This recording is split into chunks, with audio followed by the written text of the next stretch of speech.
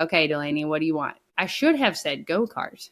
But instead, I said, pig. I want a pig. I got a pig and a rooster for my dead horse. My brother and sister are still living it up on their awesome go-karts that I missed out on. And as your brother and sister would always say, they would drive past her and yell, "Should have got a go-kart."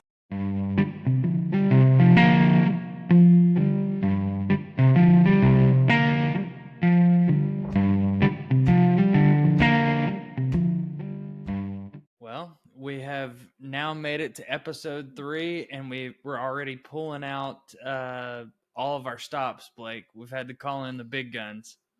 So. Yeah. Like, I don't know how we got such good guests right off the bat. I mean, we just started. We lucked out. For everyone who doesn't know, this is my wife Delaney. Hello. And this is my wife Mary Ashton. Hi. AKA MA, AKA May May. Yeah. So and Blake and MA and I, actually MA and I are the ones who have known each other the longest out of everyone here. And then so y'all have only met Delaney probably just a handful of times, huh? Yeah, Probably a few. several times. Yeah. Well, what do we want to talk about today? Where do we want to start? Because I know we kind of want to talk about like how we've all met. I know we've got a couple funny stories to share with everyone, and then, as always, towards the end we'll get into some scripture. I know that will always be a good time, but maybe if y'all want, y'all can start us off with how you met, where you got to where you are today. Tell us a little bit about your family. You got it? Go ahead. Sure. So we met in, like Landon said, they both went to Smackover for their whole lives. So they were Smackover royalty. I showed up in the 6th grade out of nowhere, and I was in the same class with Landon and MA. So that would be whenever we met, and then we did. Was that Miss Zagary's class? Zagary, yeah, Christian Zagary. Shout out, Miss Zagary. Wait, were you in there too, Landon? Yeah. Okay, You remember the poem we did together where we were killed it? The deer hunting poem. Yeah, man, we had our ghillie suits on. Did we carry the Glendale buck to? Yeah, we took the buck target, the archery target, buck deer. Too class for our poem. Yeah, they were too cool for school. And then we didn't start dating until like what, 10th grade. Mm-hmm. We started dating 10th grade, and pretty much dated forever. We got married in on and off. Yeah, on and off, but yeah, for a long time. Whose decision was it to be on and off? A long time. Really long. Long time. Yeah, they got married in 2020. The crazy year. Now y'all had multiple weddings, right? We had 2 weddings. Yeah, we had one in the backyard because of COVID, and everybody was freaking out. And so we had like a little small deal there, and then like 6-8 months later, I guess, I don't know how long later it was, several months later, we had a big wedding where everybody came, but we were already married. Yeah, and then kind of straight up started having kids. Now we have 4 kids, and happened really fast. Yeah, just trying to make it. It does. Yeah, they're all under 6. So I was about to say you're 6 and under, huh? Yeah, 5-year-old, 3-year-old, 18-month-old, and a newborn. Yeah. How many times have y'all been told, well, you know how that happens, right? A lot. Yeah, I'm just now starting to figure it out, and I'm mad. That's what I tell everybody. It's a trap. Yeah, they love that one. You have your hands full, don't you? Yeah, that one. Gosh. Have you seen all the reels of like, don't say it. You got your hands full. Oh man, it cracks me up. I haven't seen that. That's hilarious. And every time the older man always has to say it, but it's true. We do have our hands full. So that, I mean, you know, It is They're what not it is. wrong. Yeah. They're not wrong. No, it's like, could you help a little bit? Yeah, our hands are full. Do you mind holding this? Yeah. In their defense, sometimes they're holding the door when they say it. I've noticed that, like at church, they'll grab the door and they'll be like, "You got your hands full. Let me get Yeah. that for you." And that's okay. Like if you're Yeah. gonna help out, yeah, of course you Solid. can comment on my situation. So Yeah, I hate opening doors. Thank you. yeah. So Delaney and I met at a bar whenever we were 21, 21. freshly, Fresh 21. and I was playing baseball at Fort Smith. So I had the guy I was hanging out with that night actually knew her twin sister. Yeah, they were kind of talking. And so he just introduced us both, and I made the stupid joke whenever we first met of like, oh yeah, I'm his twin, just being absolutely. And she was like, this guy. I blew him off, honestly. Yeah, he walked up out of nowhere and said, dang it, my sister had said, oh, this is my twin sister, dang it, or Delaney. And he goes, oh, well, we're twins. And I blew him off. We left, went to a different location, and then we ran into each other again. Yeah, and so some of my friends like dared me to go out on the dance. I love to dance, and terrible at it, but love doing it. And so some of my friends dared me. They were like, "You won't go out there in your socks and dance." And I was like, "Why not? I'll go do that. I don't care. I've ate crawfish off of a baseball field before, so what's dancing in my socks?"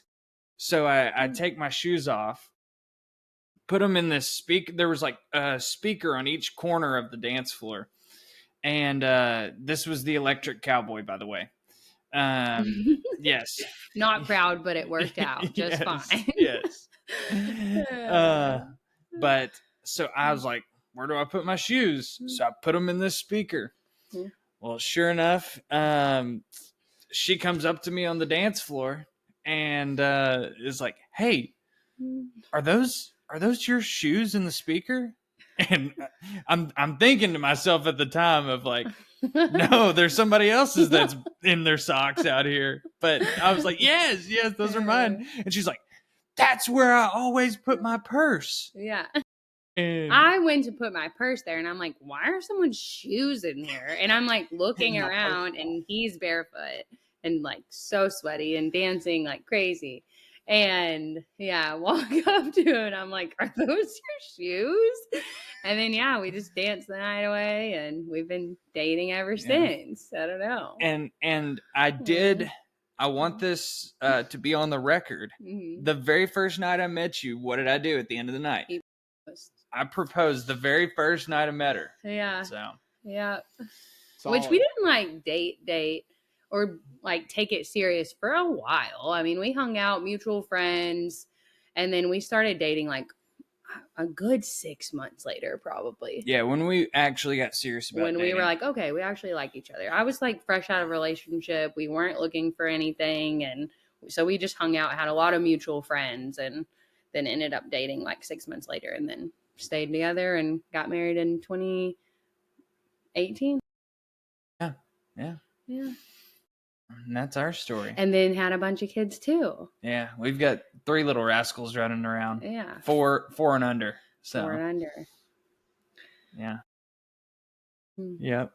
Real quick, you were talking about the Electric Cowboy, man. When I used to live in Bryant, which was like early elementary school, I had this little friend his name was Payne. Shout out Payne if you're out there in the world. I never seen him again since then, about the 4th grade, but he used to tell me all the time. He lived in an apartment with his mom, and he didn't know his dad. And he always would be like, the last time anybody seen him, he was at the Electric Cowboy.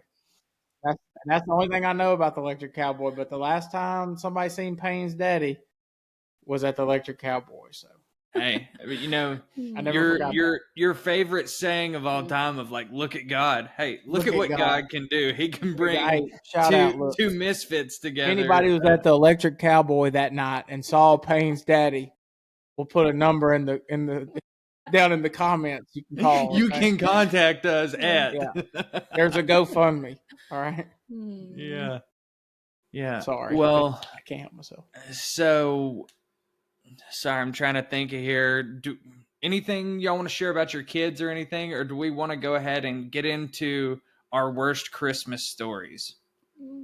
Well, we don't have worst Christmas story, but we're here for Delaney's. Okay. Oh Okay. gosh. The Okay, reason and we I'm all gonna go showed up- first because His is bad too. yeah, I've got a pretty bad one as well too, but I don't and shout out if you've got any young ears listening by chance.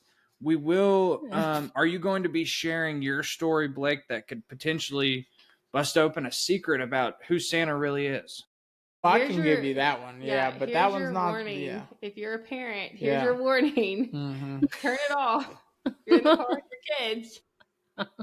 Yes, yes. So you want to start with yours, Blake? Mine's pretty light, man. It's just so I believed in Santa way longer than most children believe in Santa. I believed in Santa up until probably like less than a year before I met you guys in the Okay. 6th grade there. So what grade? 6th grade? I was in the 5th grade when I found out Santa wasn't real. Okay. And I think they literally just told me because it was just time. Yeah, I mean, how old Dude. were you? I would have been however old you are in 5th grade, like what, 11, 10, 11? Yeah. And Hey, I but believed like I believe in Jesus now. there you go. There you I go. Hey, believe with but my whole heart. hey, Dude, I used to have to. My dad lived in Smackover, and then my mom and then we lived in Bryant, and so I would go to my dad's every other weekend. We would meet at the picture frame place in Fordyce, and that's where they would swap out in the parking lot there. So like I would ride like halfway back, then we'd swap cars in Fordyce. I'd get in the car with my mom. We're just riding, and I don't know. My mom was just like, "Hey, we got to talk." And I was like, what? And she was just basically like, Santa Claus, that's us. That's what? That's how she said it? You know? And I'm like just we kinda thought you like- would have found out by now. I'm like, what? You know, like I'm not this gullible. You're not fixing to get me like this. Okay. I Yeah. know Santa's real. So as we're riding, she's like, no, it's Santa's not like, Santa's not real. And I'm just, dude, by the end of this, I was crying real tears. I remember it. It was awful. I felt horrible. I couldn't believe, I don't know if I felt betrayed or if I was just, I don't know what it was, but I was so sad. But then I had a little brother. I still have a little brother, but he's not a kid anymore. But he was still young enough that they were like, he's like 4 years younger than me. They were like, listen, you just got to keep this to yourself, though. And you'll keep getting presents from Santa because we got to keep Brennan still believing, you know. And so I just kept my mouth shut and kept getting skateboard ramps and cool stuff, man. But it was terrible though because I just that magical feeling was gone because like now whenever they would put like we'd go to bed, I'd lay in there and I'd listen and I could hear. Like then I don't know. After that, I was always like, how did I not see it? Because I remember laying in bed, I could hear them in there putting together Santa Claus. I could hear them talking. Yeah. Like I could hear them getting mad because they can't tell what the instructions on step 2.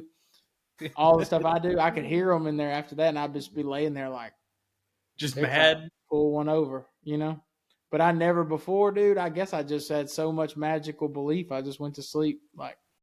And you just trusted your parents so much. There's no way they would do that to little Blake. Like Sure did, man. Betrayed. I ain't looked at him the same since.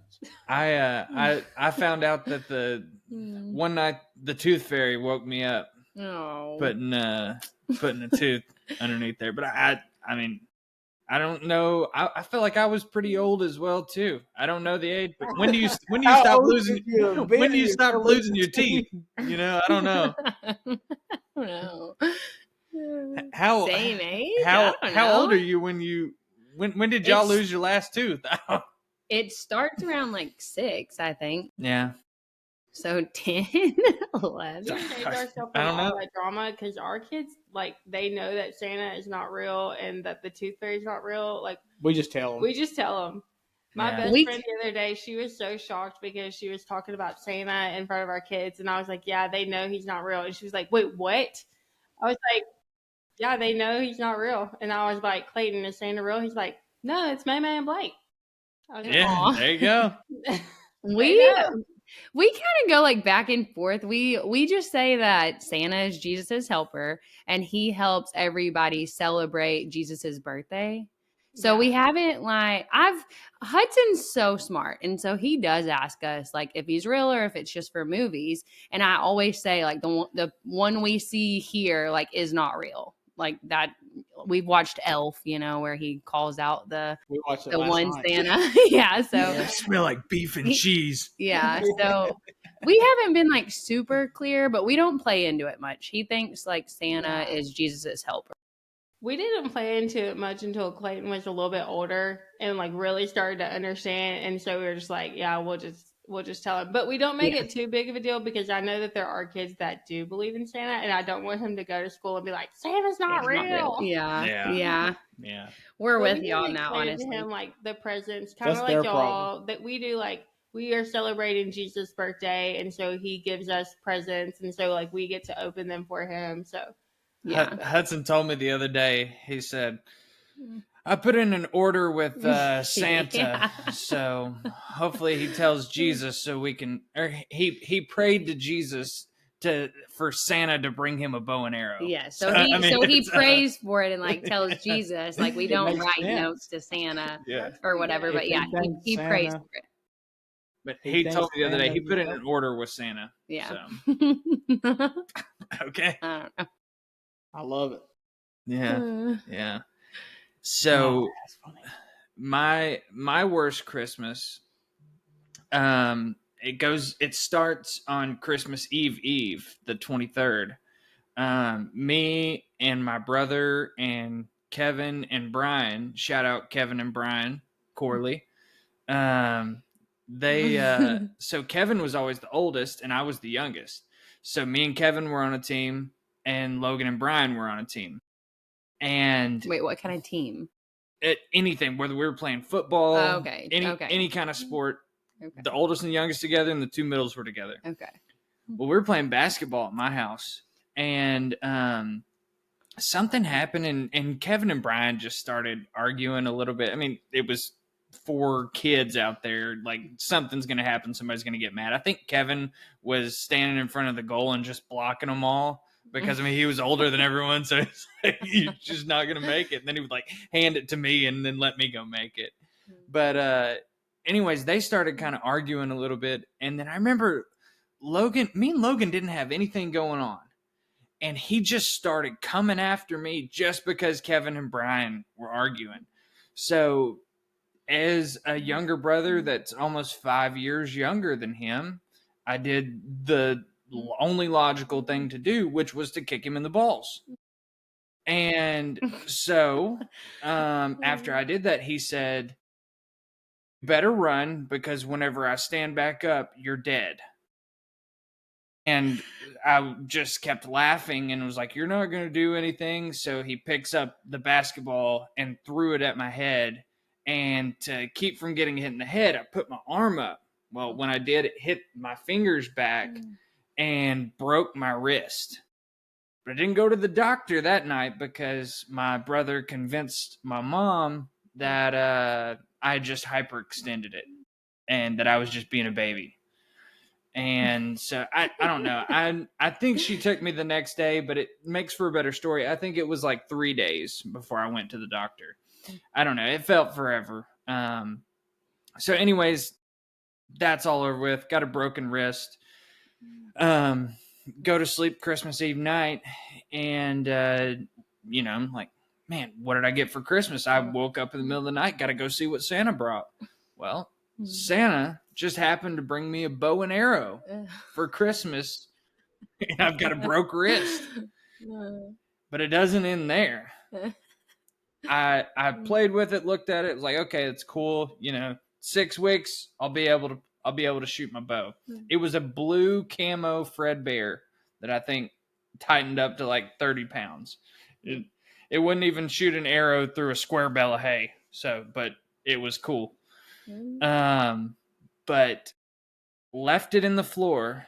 My brother stumbles down while it's still dark as well too. After I've gone back to sleep, trips over my bow, and it like breaks the limbs and the string breaks off. And so I broke my arm, got a bow that I can't use, and then my brother broke it coming down to look to see what he got. And then was mad at me because I left my bow in the middle of the floor.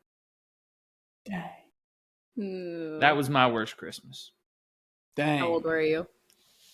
I don't know. I think I just lost my last tooth. Okay. Okay. Yeah. That mystery age. We had a lot of surprises that year, man. Found out the tooth fairy wasn't real. Broke Yes. your wrist. Oh Jeez. gosh. So this, I don't want to hype it up too much, but this is the story we've all been waiting for. It's got to be the best one of all time. Of the worst Christmas that anyone's ever had. It was a bad one. I don't know if my delivery will be good, but it was bad. I was probably like 12, 13.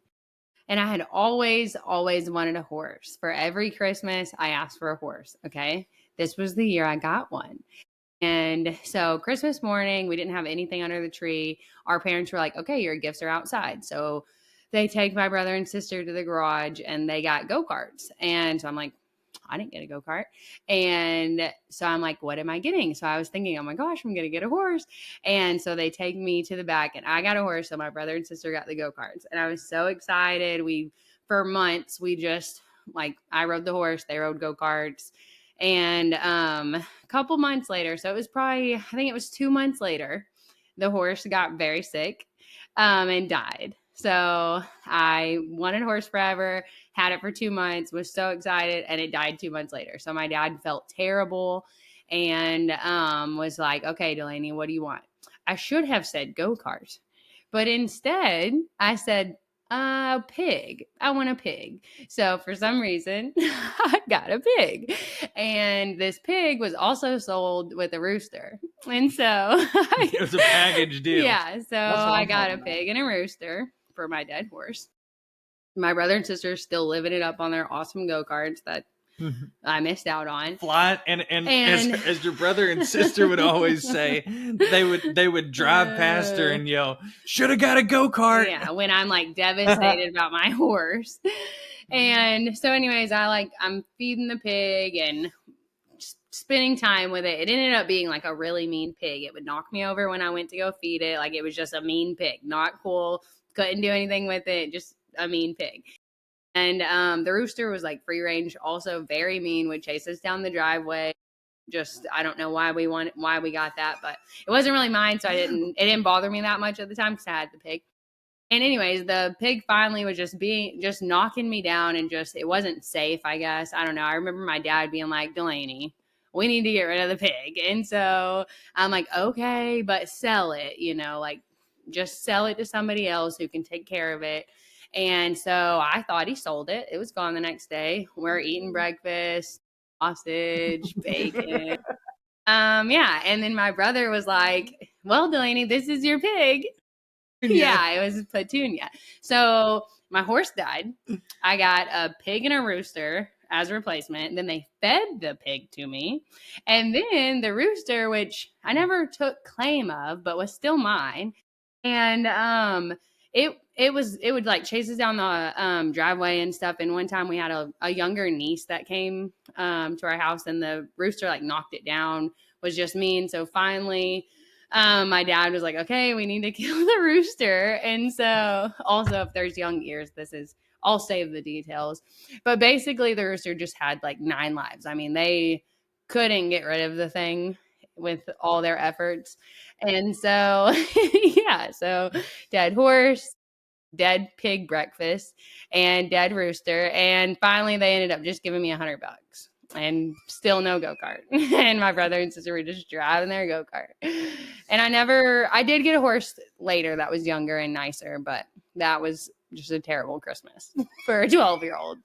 You got ripped off with that $100. Yeah, $100 What were bucks. they thinking? That's like Yeah, they said they salt in your sold. They wounds. told me they sold the pig for $100 and then fed it to me. So, yeah. Was the Yeah. sausage decent? It was, I guess. I don't remember, but I know at that time in my life, I wasn't like full blown vegetarian, but I was very like I loved animals so much, and I ate pretty much only chicken. Red meat would weird me out because we had cows that we like raised, and I don't know. You would name them, right? Yeah, name. I don't know. I don't know why I was like that when I was younger. Now I love meat, but at the time, yeah, I didn't love meat, so I may not have even. I don't remember how much of it I ate, but the fact that it was on my table, Petunia on the yeah, table. yeah. It So must have been all right. yeah, That story lived up to your to the hype. It's not a good Christmas. not a good Christmas. I don't have anything like that. I have one. I was like super ungrateful when I got my birthday taken away because I was ungrateful about my Christmas presents. I got grounded for my birthday. That was kind of rough. It's not really a good story. Well, we've all had times where we definitely could have been more grateful for the gifts we've received. Yeah, And it's hard now, like as a parent with your kids, of like to think of some of the ways I acted as a younger kid, of like, dang, they put a lot of effort into trying to get something for me, and then for me to like just be a little turd. yeah, or just not be excited. Yeah. Our Yeah, kids do it now. I mean, when you see it, you're like, we'll get mad about it from the other end, and we see I do for sure with our kids doing it. But then you're like, well, I for sure did the same thing when I was a kid. yeah. Yeah. I also had I don't know if y'all have any of these, but I was talking the other day with Delaney of like things that make me irrationally mad that actually aren't like that big of a deal. Like when the kids splash me whenever I'm giving them a bath. That sends him. yeah. I mean, sends him. It makes me I don't so like that mad. So I mad, don't like dude. getting water on the floor. Like, hey, Yes. Yes. Quit getting water on the That floor. water goes in the bathtub, not on the floor. Yeah. Our 1-year-old, he'll take like a cup like this that we like wash their hair with, and he will fill it all the way up and set it on the edge of the tub and like puts toys in it, and it's like, and he'll laugh like he's about to knock it over onto the floor. It's like he's teasing you, and you're just like, oh my gosh, okay, no. And they'll pray Well, at over least it. he doesn't just do it because our 2-year-old just fills it up and just dumps it. Yeah. So. Doesn't even put toys in it. That's what our 3-year-old does. That's what Maggie does. She'll dump it all over the floor, and then you come back in there, and there's a massive puddle. And I'm like, Yeah. "Did you dump water on the floor?" No, no. You're lying too. You the water dumper, and you're a liar. This is the route we're taking. She takes all of the soap, like we never have any soap for the kids. And I'm like, why is the soap running out so fast? Like, I know we have a lot of kids. She, every time in the bathtub, she's squirting it, like, and pouring it out. And I'm like, why are you doing this? We have Oh my gosh. Harrison, I don't know how he can do it, but he can literally like unscrew the lid to anything. Like nothing's safe. No. So, he'll just unscrew the lid to the soap and then just pour it in. He's like, "Daddy, bubbles." Yeah, he And can I'm get like, into anything. I mean, he's like a magician. Yeah. Yeah. And That he's was pretty the one good. that doesn't need to be into anything Yeah. because it's the worst. What he poured a whole thing of she had baking soda in the fridge, and the other day we hadn't seen him in a while, and That sounds bad, but you get it. when you're outnumbered, I mean, things happen. So all the doors were closed, so he couldn't have gotten too far. But we look around the corner and he's standing in the fridge, and we're like, "Why are you?" No, I said, Harrison, should I be worried? And he goes, yep. There's like a mountain of baking soda all over my eggs and biscuits, like everything. Dang. Yeah. I don't like that. See, No, that it was so hard to clean. I would be big mad, as they say. Yeah. And what's yours that makes you mad? screaming inside. I don't know why, but that'll get me. Like it's loud here always, but if you are screaming like inside, I'm frustrated. Like overstimulated. Yes, like do it outside. It was bad today specifically. They were doing it like crazy today. All of them were elevated. I don't know I don't know if because it's their first day on like Thanksgiving break out of school, they were just wilding out. So normally we have a pretty good hold on like what the weather's going to be doing the next day, kind of plan for it a little bit. Yeah. Well, it was cold and rainy here this morning, and I got a text at like 9:30 a.m. said, "What did you say?" I said I was not mentally prepared for it to be raining and cold all day. Yeah. Just didn't have my inside activity brain on because it's been like so nice outside. So if it's nice outside, we're outside riding bikes. Like I don't have to be the entertainment. But when it's cold, I have to really get my coffee going and buck up a little bit. Yeah. No, I just wasn't prepared. Yes. Yeah. Yeah. Whenever it gets real cold or it's just like so hot that the kids just, can only go so long. It's like, oh gosh, what do we do now? So, Yeah. I feel like the time change when it's dark at 5:30, so I don't feel like they can be out there like by themselves while we're cooking dinner or whatever. And so then they're in the kitchen under my feet, and I'm tripping over them. Yeah. Literally tripping. Yeah. Y'all don't have any pets, do you? No, absolutely not. Yeah, it's overstimulating. That's good for y'all because that's probably my irrational thing.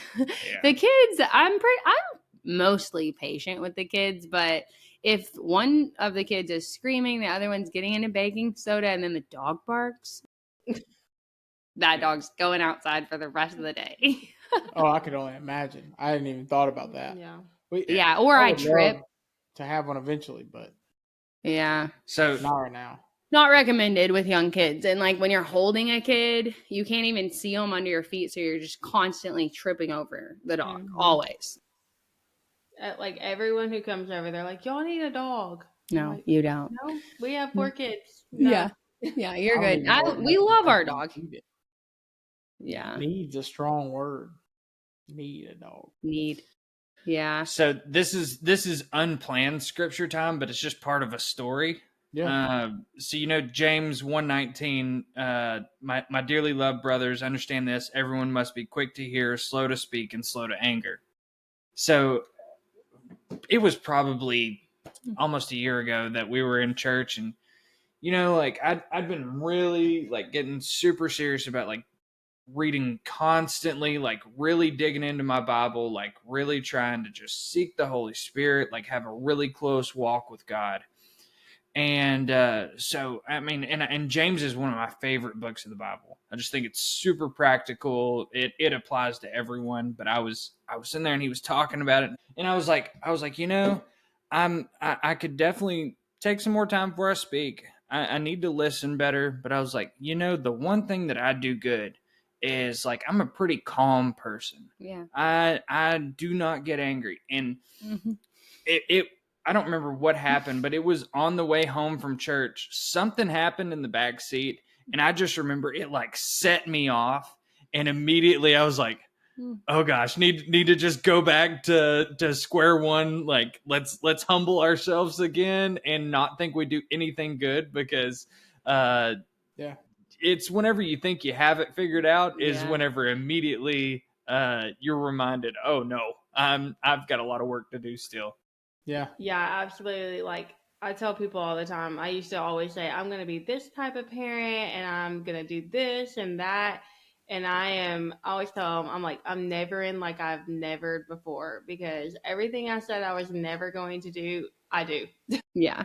Parenting is very humbling. It is. Oh, yeah. Every day it's something new. And yeah, I saw a reel or something at one point, and it was talking about like we're not just teaching our kids, they're teaching us, they're shaping us every day. We are becoming new people, we're becoming more patient, we're learning more about them and us. And I mean, they're teaching us just as much as we teach them. in so many ways. I mean, Yeah, and that's that hit hard with me because I'm like, man, okay, that's a new perspective. It's not all on me. In a way, it kind of helped me remember, like, okay, what are they teaching me right now? They're teaching me patience for sure. But yeah. Well, and I've also had to I've had to rely on God a lot more in parenting just because there's been situations where I don't know what to do as a parent, or like we'll Yeah. just look at each other and be like, how are we supposed to handle this situation? What are we like, what is the biblical way of teaching them this certain thing? Like, what do we do? And I just have to ask for wisdom from God in that situation. 100%. Yeah. 100%. Yeah. Yeah. But not Yeah. to discourage anybody from having kids, because we talked about this the other day. We were listening to another podcast and they were talking about like encouraging people to have kids at a younger age, and that's not like super common anymore, but just how much of better people that they had become after kids. And I'm not saying we're perfect by any means, but we've definitely become better people all around, I would say, just from having kids. Yeah. Yeah, I Yeah. agree with that. And it's Yeah. super eye-opening, or it was for me. Like, I got married, and then it's like, okay, you have to sacrifice a few things here and there whenever you get married, but then it's like you have kids. I'm like, dang, I'm a pretty selfish person, Oh, because like whenever you start having to look at like, what do I want to do right now, and it's a lot of times it's like I have to sit there and go, okay, let's like refocus, because what I just want to go off and do is not the best. Like, I would go hunt every single day if I could, but obviously that's not fair to the family. Yeah. But And they want to be involved, so then it just like restructures the activity. And with hunting, like he's taken both of them, and it's just not always as productive. You just have to change your mindset so much. You can still do a lot of what you used to do depending on your lifestyle choices before, but you can do a lot of things still. It's Maybe just not the you electric cowboy. yeah. not the electric no, cavalry. no. No, thank the Lord, because that place didn't need us anyway. But yeah, your perspective and just all of it changes so much when you have kids. And yes, it's such a blessing. I love, love, love that we've been blessed with kids, and I would never go back. I don't even know what life would be like without them, and I don't want to know. But Yeah. it is crazy how just our generation, a lot of them don't want kids, or a lot of them, they want to wait a long time because they have other things, just different priorities, which everything's, that's fine, and everybody's very different. But I do think when you have kids, it changes you and makes you a better person. I think it changes because you want to be a better person for your kids, and so you Yes. start really looking at yourself and seeing all the things that, oh, I really need to work on this, and then you see it show up in your kids too. Like, is my kid doing that because I'm doing that? So maybe I need to start working on that. Yeah. Yeah, for sure. You kind of sometimes you don't even know what your flaws are until your kid does it. And then it's like, whoa, that's me. I didn't even know I did that. And then it's very, very humbling.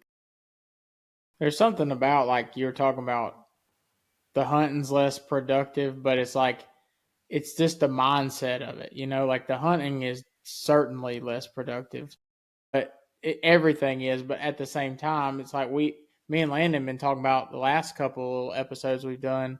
It's like the point should be like just to refocus on a new agenda, which is, hey, I got this up and coming kid who I have this opportunity to teach him everything I know, and hope that he gets to take it and go even a step further than that, and do something with it, or not, or worst case, you're spending quality time with them, best Yeah, case, that's you're doing that and you're teaching them something that they're going to be able to carry on with them. And that's just not something that you think about until you have kids. And even then, it's like Landon said, I have to force it. Like, I was just being honest with you. Like, I have to force that. Like, I'm not good at that at all. I'm terrible at it. I'm very selfish. Like, it's super hard for me to be like, all right, we're gonna go. We're gonna try to get you on a deer, and we're gonna be patient.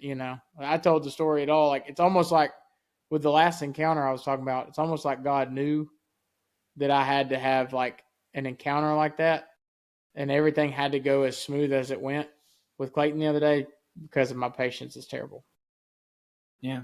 He's Hey, awesome. and maybe a lot of it was as well too, because just, how well you did, like how you talked about in the story of structuring, teaching, and it sounds like you're not giving yourself enough credit, because it did sound also like you put a lot of effort into just making that day about you and Clayton, as opposed to whether y'all actually killed a deer or not.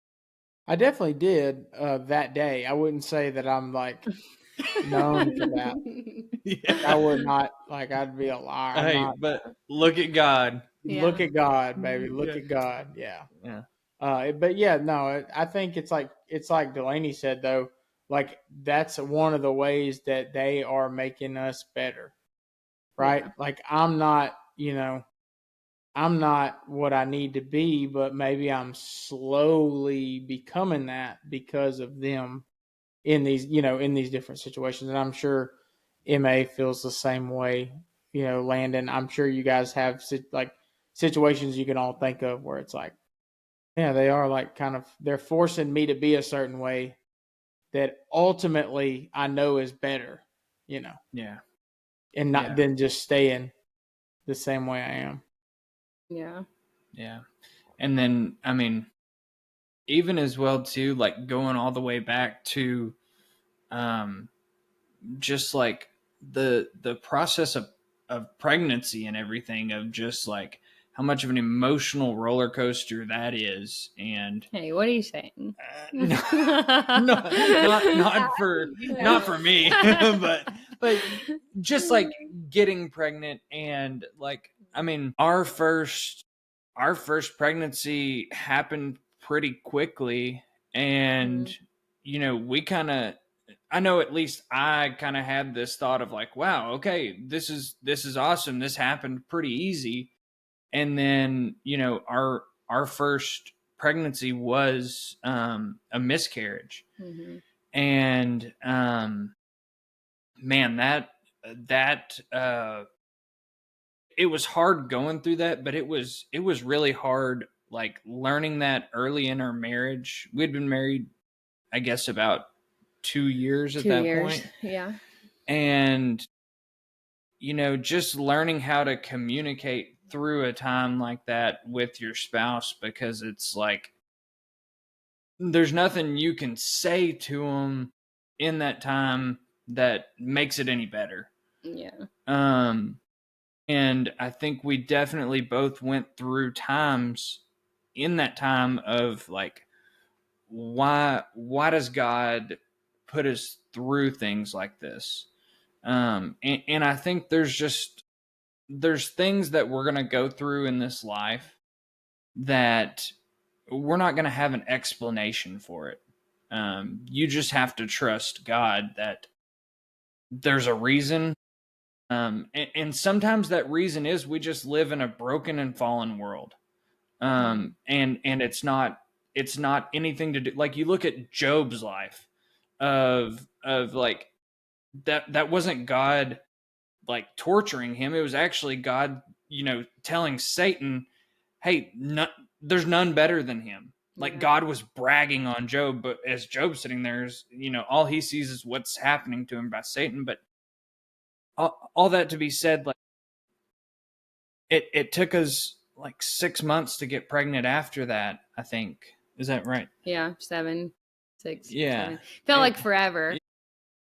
and like literally it came to a point where we were just like, you know, we didn't know if it was going to happen again at that point. And it was crazy thinking of like where it started. And then we got pregnant with Hudson, which if anyone's watching this knows kind of our backstory, Hudson is our oldest, and he was born with spina bifida. Mhm. And I just remember us getting the call, or you had gotten the call, Mhm. and we had gone and met with the doctor, and they wanted us to come in because they thought they had seen something. What was it? An elevated there was cerebral spinal fluid in the amniotic fluid. So my blood work showed it. We did blood work to find the gender at like 18 weeks. And then we did our gender reveal that weekend. We found out it was a boy. And then like that next Monday I was at work and then called me and said there was cerebral spinal fluid in the amniotic fluid, which is a sign of spina bifida. And at the time I wasn't familiar with that.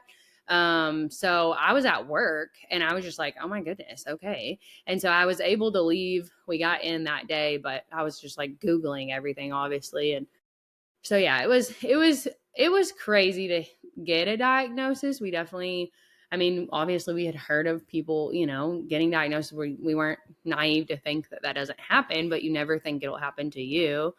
But I'm not trying to interrupt. No, you're fine. But yeah, it was crazy. But the craziness of it was if we didn't have a miscarriage before that, I think the diagnosis would have really like been a lot harder for us because we were just so thankful that the baby had a heartbeat, that the baby was okay. Like we had an overwhelming peace about his diagnosis. We knew he was going to be okay. And I mean, it was hard to even explain how unaffected we were by the diagnosis. It was scary, yes. And looking back, I'm like, how did we respond like that? But we were just so thankful that he was okay and that we were getting to have a baby. Like we didn't even care. Yeah.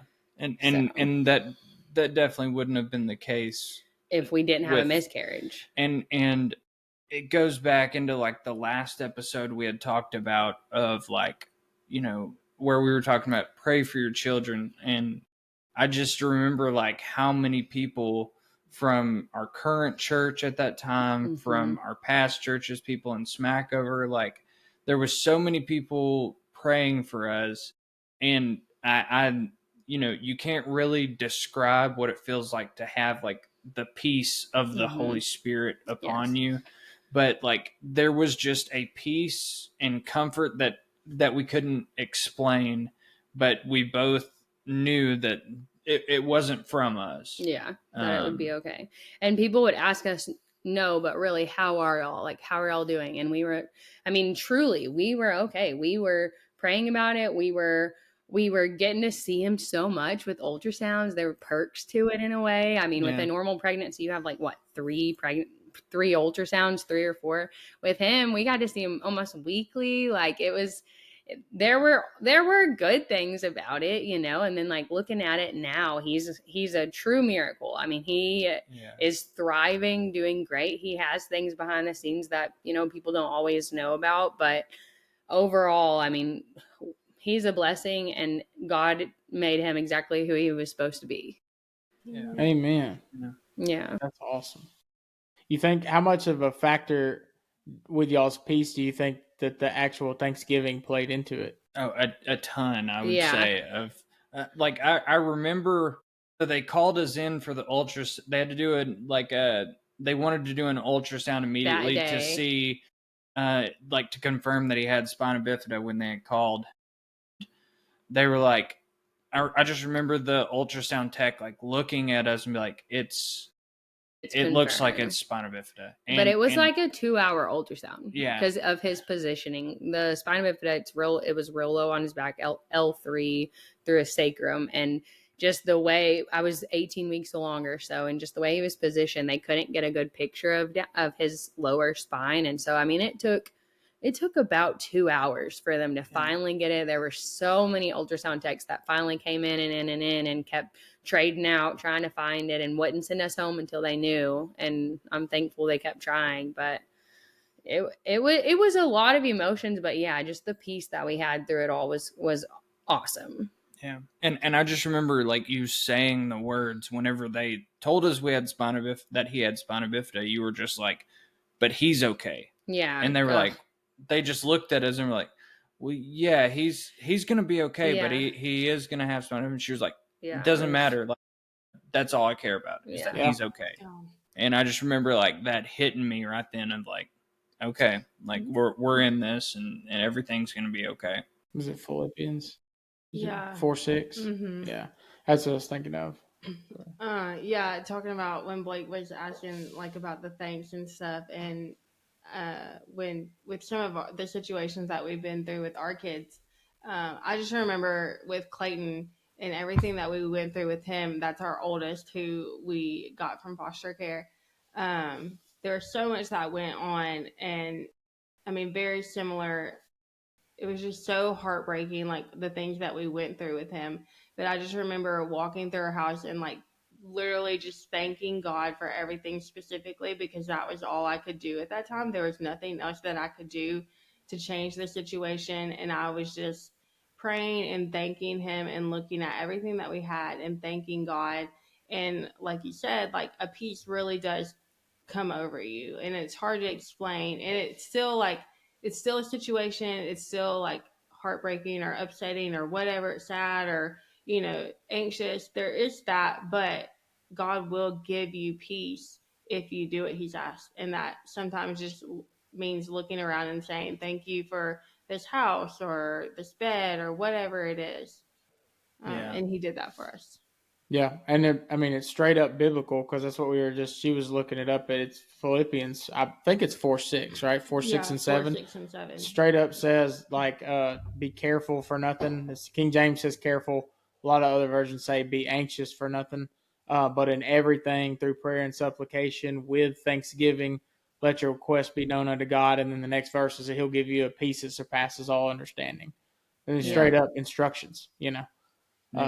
But when you guys were talking about just how thankful you were, I can only imagine that you were probably thanking God, right, that He's okay. Like, I know you weren't just telling the doctors, like, He's okay, right? You're probably thanking God. 100%. Like, thank you that my child is alive. Thank you that my child is okay. And I try really hard, since I stumbled across that verse and have seen it work in our lives in some of the most terrible times.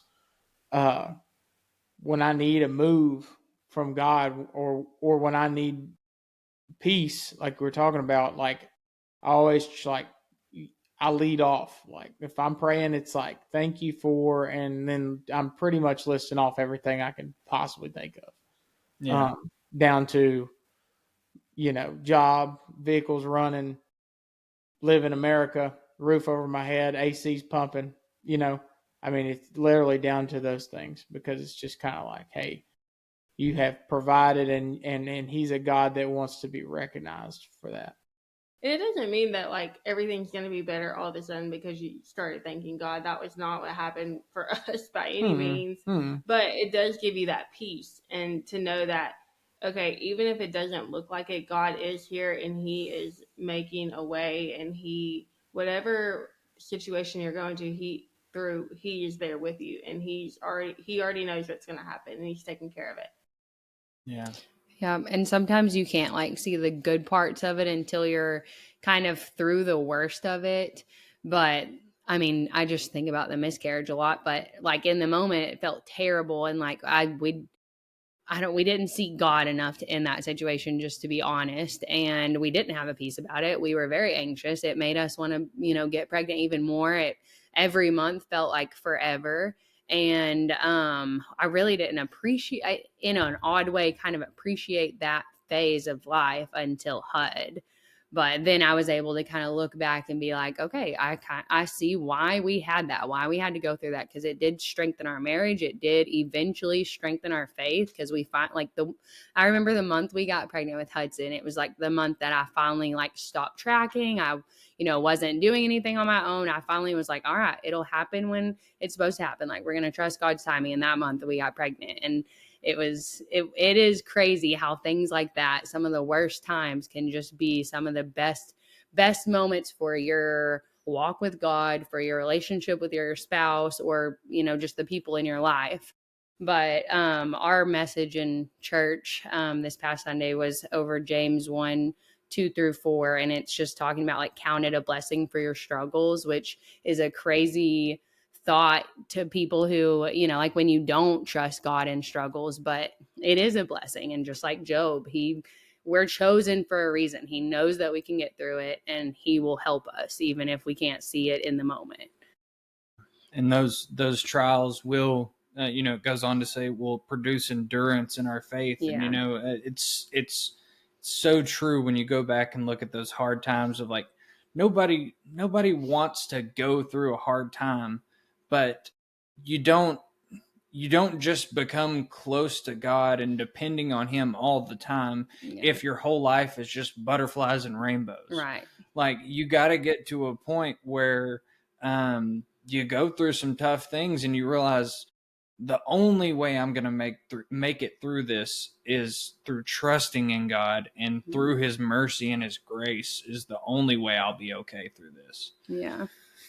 And like talking about the miscarriage, like just encouragement to some people out there, like we prayed and like whenever we had the first signs of a miscarriage, we both just went into some very serious prayer of like, let this not be what it is. Like, please work a miracle in this, God. Yeah. And sometimes the answer from God is no.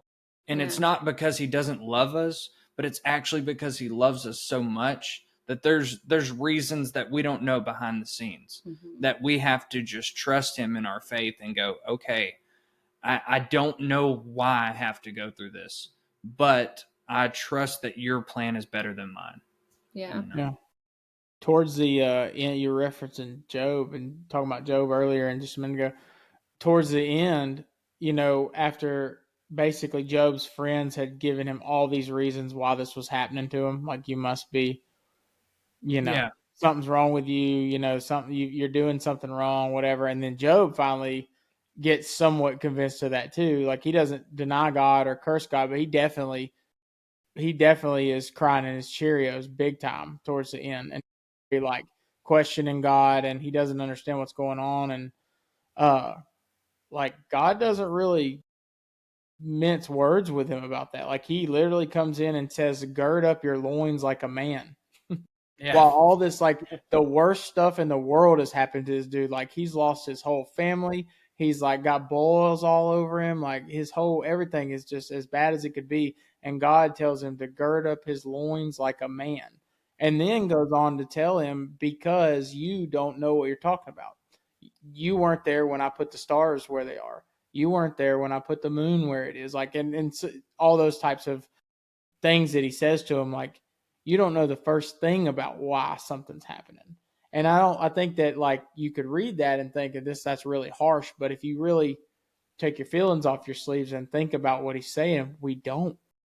Like we don't know anything. We don't know why something happens. Only God knows why it happens. That's not always comforting, but it is true. Like we can't begin to imagine why something happened the way that it happened, or why, if we think something's the best outcome, why did he say no? Yeah. Yeah. And some Yeah. it's kind of like, you think you mentioned this earlier, like a lot of stuff we may never know. Yeah. Yeah. Yeah. Not very long ago, Landon, I had sent a text to you where I was sending out the Bible verses, and I don't even remember. I think it's in First Peter, but it's humble yourself under the mighty hand of God, so that He can exalt you in His time. And I sent that to you, and you texted me back. And sometimes His time may be in heaven, like after. We may, and I never in my life, I'd read that verse a bunch of times, and I never thought about that. But What, like we may never be exalted on this earth, yeah, but yeah. yes, And yeah, that never even occurred to me. Like everything you're doing and everything that's happening, you may never know why it happened, or you may never see the fruit of what you're doing, or what God has you do, or what God has you go through, until later. If Well, I think it's in Romans. I could be wrong about that, but where God is talking about, where it's talking about faith, and it basically lists all of these people who have faith, and then they got to see their like reward on earth. But then it lists all of these people who had faith in God, but they didn't see the reward on earth. And some of them were like the same people, but it talks about their reward was in heaven. And I mean, the Bible says that we are going to face troubles in this world, but take heart, like Jesus has overcome the world. And this is not our home. And I had to think about that a lot. And I don't mean that in like we just need to walk through our day-to-day life and, only focus on heaven. Like, we are to focus on that, but we have a job. We are here for a reason, and we are to do that job until we get to heaven. But our home is heaven, and so this world is not going to be perfect, and there's going to be trouble until we get to our ultimate home as Christians. Amen. Yeah. Amen. Yeah, I heard somebody say at one point, and I heard it a long time ago, but it's always stuck with me. But as Christians, earth is the only hell we'll ever know, which is that's just so powerful to me, because as bad as things can be on earth, it's nothing compared to what hell would be. And we get to go to heaven instead, which is, we can wait on that, as hard as it is here sometimes. That's something to look forward to. Yeah, I think, awesome. and what they had said was, because there's a second part to that, is as Christians, this is the closest to hell we'll ever be, and for non-Christians, this is the closest to heaven they'll ever be. Yeah. And like that really hits hard as well too, of like, Yeah. Us striving as well too as Christians to share the word with others, because like otherwise, if we're not sitting there sharing with people, we're saying as Christians, we don't care enough about this person that we're going to let them go to hell. And that's hard, because once again, we're all dealing with things in our lives. Mm-hmm. Like, and for us to go out of our way to invest in someone else when you got 7 kids between all of us, it's a few. it's yeah, smack over math real quick right there. I know it's more than 4. So, Shout out but Miss Childers. yeah, shout out Miss Childers. But all that to say, it just keeps wrapping back into what we're saying of like, we have to keep our eyes focused on heaven and not get so wrapped up in this earth, because the earth is always going to let us down. But God never will. No, we're getting deep today. It's good I stuff. know. I was about to say, man, that was a good one. Yeah, I like it. That's what we should be doing. Like bouncing these things off of each other, because it's like even what you just said. I mean, I know it wasn't a scripture, but like that whole idea of like, this is the closest to hell, or this is the closest to heaven. Like, that's pretty profound. I'll probably use that again. I've never heard that before. Yeah, I don't remember. Maybe remember. It was a pastor that we. I don't know, but it stuck with me, and I'm like, man, okay, if this is the only hell we'll know, then all right, we'll hold on, we'll make it through it, because this ends, the troubles here end. And then you can either live with eternal troubles or eternal glory, whichever way you choose. Yeah. A random question for you guys. Back to talking about kids and stuff. What do you think about, I know you've heard it because I've heard it. What do you think about people that say they don't want to bring kids into this world, like because of the way the world is right now? How y'all feel about that? So I've heard that for sure. And I don't know. I mean, like, I do get it. There are things that are hard. Like, I feel like some of this may be controversial, but like public school, like some people don't want to put their kids in public school, especially in some of the areas in our world. Like, public schools are pretty crazy. They're definitely not what our parents got. And so, yeah, that is scary. There does seem to be more prevalent evil, that we are facing and that our kids will see. And that is a scary thing. But my take on it is, Christians need to be having kids. We need to be continuing to be the light in the world. Like, if we stop having kids, then what's going to populate the earth? What's going to take over? There's not going to be anybody spreading the word of God. And that is our mission. That is why we're on earth. So I think, kids are a blessing from the Lord always. And, infertility is something that I feel like is more prevalent. I know lots of people in our life that are dealing with that. It's a huge thing. And that's a whole nother topic. But I think if you are able, then yes, I think kids for Christians is exactly what we need to be doing. Yeah, I agree. I had done a little bit of diving into different scriptures, and Landon and I discussed some scriptures that we were going to look at for marriage, and then some scriptures that I think relate more to like parenting and having kids. The one we talked about for parenting was going to be Jeremiah 1:5. Before I knew you, or before I formed you in the womb, I knew you. But just because we're talking about this, I'm going to skip down to another one that's pretty wild. Let's see. So it's Psalms 127, 3-5, just because I've never heard. So I kind of did a little bit on it too, because I think they've determined that it was Solomon that wrote Psalms 127, but it's addressed to Solomon. So there's some debate that it may have been David. But either way, it says, children are a heritage of the Lord, and the fruit of the womb is his reward. As arrows are in the hand of a mighty man, so are children of the youth. Happy is the man that has his quiver full of them. They shall not be ashamed, but they shall speak with the enemies in the gate. It's like kind of deep, but it was like, what do y'all think that means? Like, quiver full of children. I think have 4. Like they're a weapon. What does that mean? We have a lot of them. I know. Well, yeah, so Yeah. we do, but like, why? It's like they're referring to them as a weapon. I just think that's super related to what you were saying about like having kids to further the kingdom almost. Like, sounds kind of crazy, but like, you think about it, they are a weapon, especially if they're raised up by using the word, you know what I mean? And raised up in the word, the way that kind of I think both of our families are trying to raise kids. Versus just saying, I don't know, I don't want to bring any kids into this nasty world.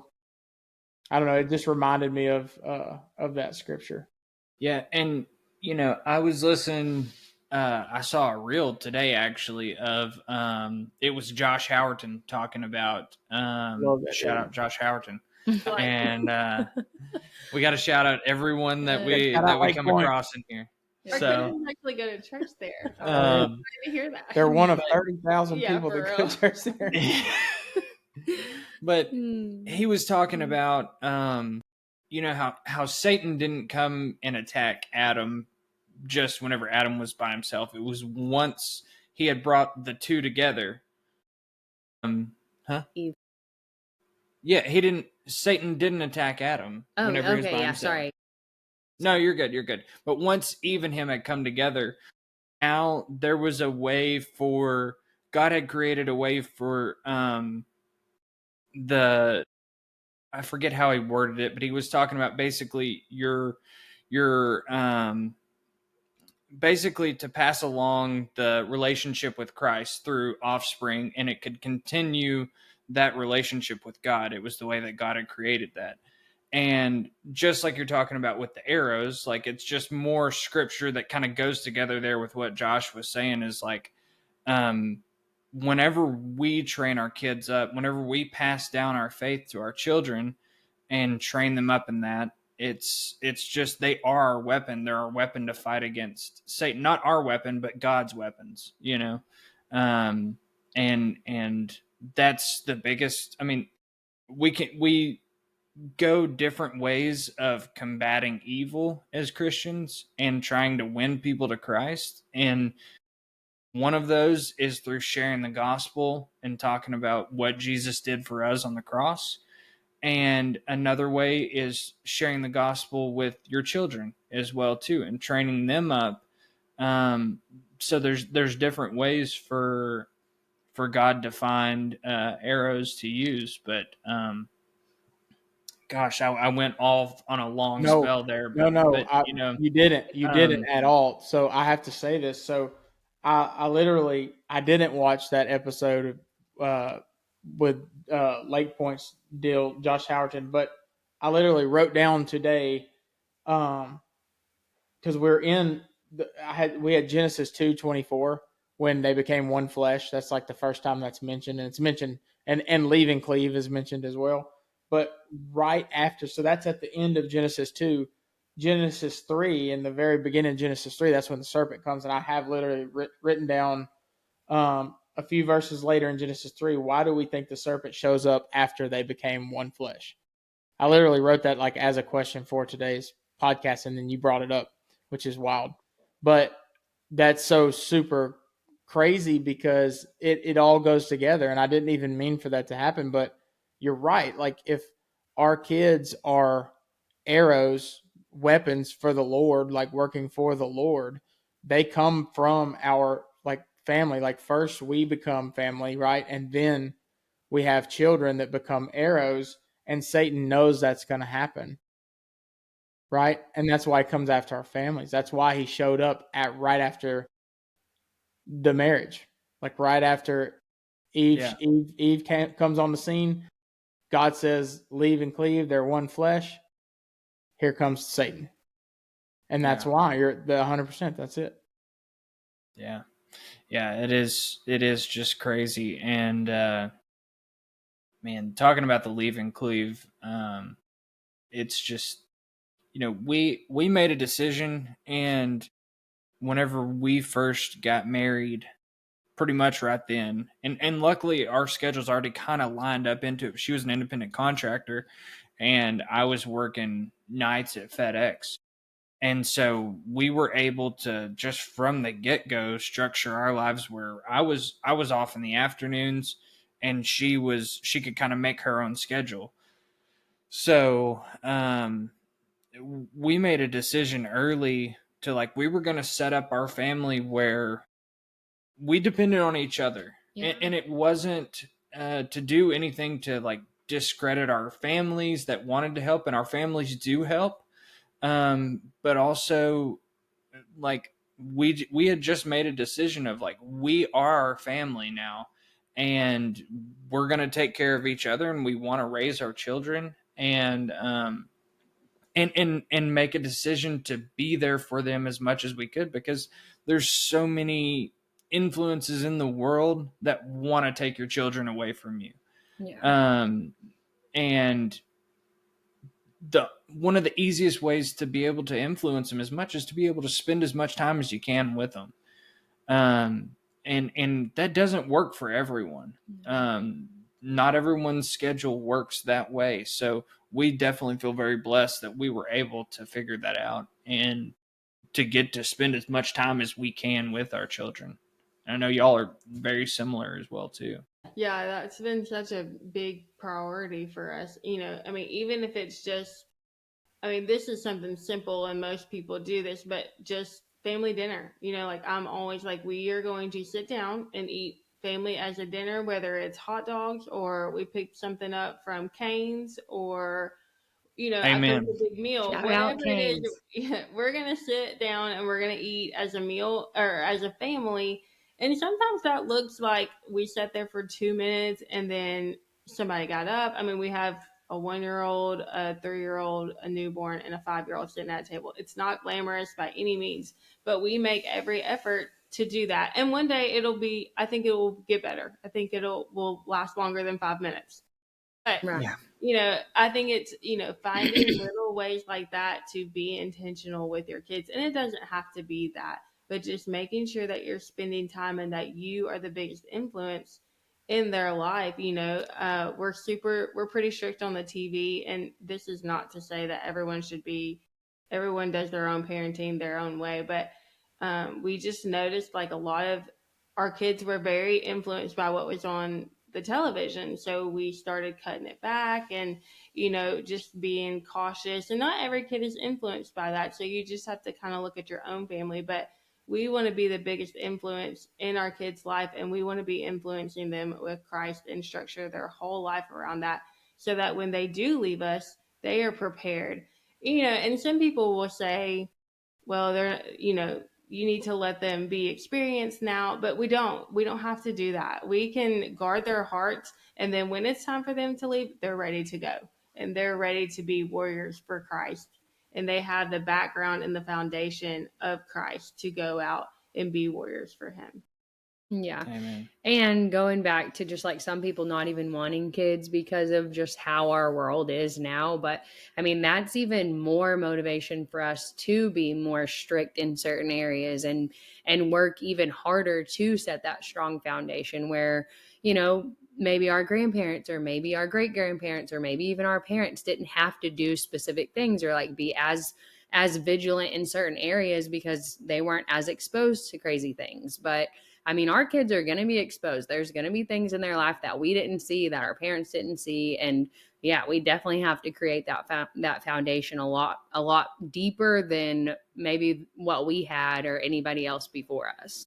Well, with social media and so much, I mean, even TV, there's just so much more than we ever had access to that they can easily get onto, and so you just have to really guard their hearts and really be on guard all the time about what they are seeing and, putting in their brain. Yeah. And I mean, everything with programming, it just, something has an agenda. It's either to lead you towards Christ or away from it.